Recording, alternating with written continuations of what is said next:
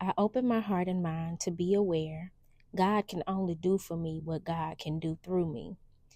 God cannot help you unless you allow God to help you. Many of us could be accused of trying to out God. We think we know more than God. We think we can do more than God. We actually believe that what we want and how we want it is better than the way God can bring it to us.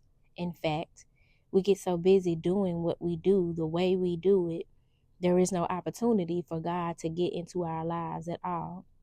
God is so merciful. God will not fight you. If God did, you would get beat up badly.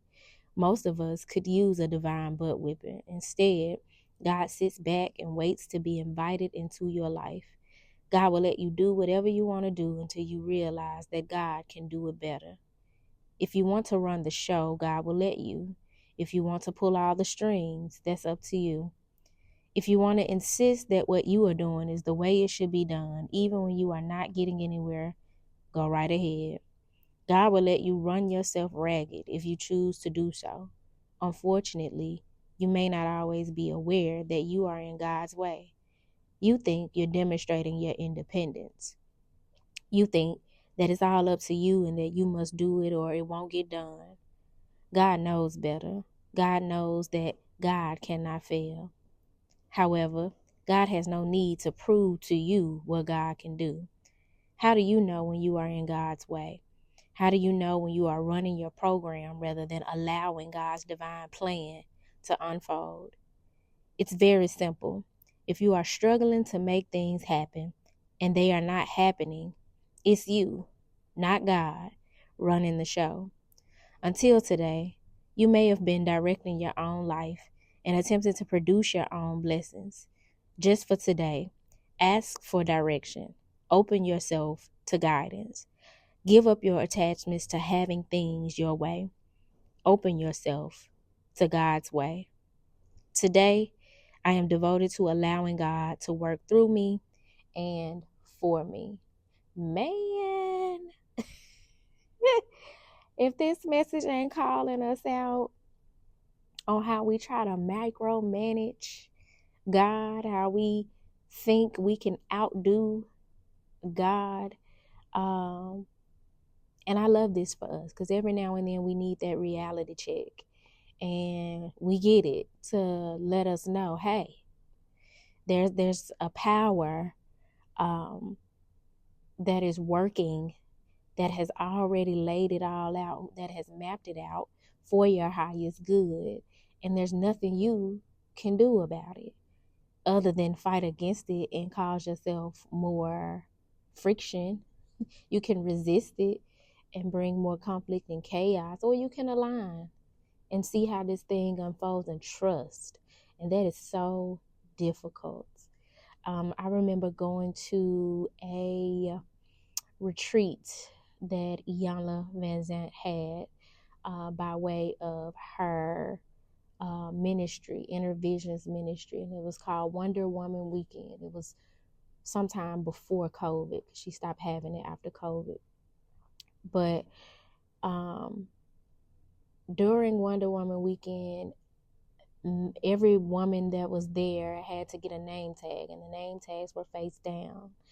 And I was first in line to get my name tag. And I went to grab my name tag, and when the ladies at the table, who were affectionately named the God Squad, when they saw what name I picked, they said, first one. And I'm like, oh God, what's on the other side of this card? And it was trust. And I knew immediately what that meant for me, because I was very much in a space in my life where I was trying to micromanage every detail of my life and do what I can to make sure things go the way that I wanted them to go. I saw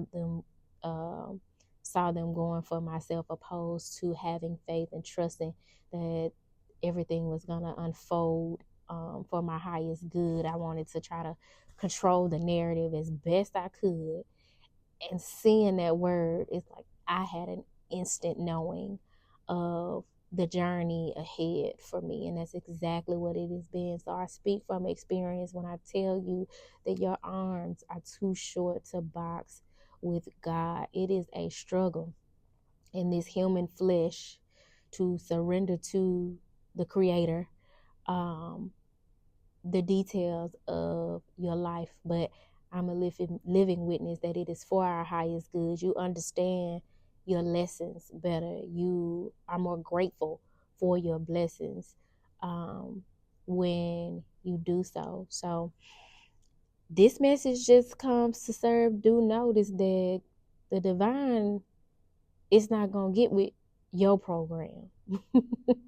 We have to learn to get in alignment with God's program and trust that God's program is for our highest good and that we're not bigger than the program, because all of that is ego. And we are very much on individual journeys as well as collective journeys of putting our ego in its place and being heart and spirit led, and not just on Sundays when we go to church, but every day in our everyday interactions, and especially our relationships with one another and ourselves. So I hope that this message found you well. If it did not find you well, I hope something was said that leaves you well, that prompts you to take a moment to really examine how you may be trying to micromanage God and control the narrative, and where you may be able to or need to surrender. So until next time, y'all, peace.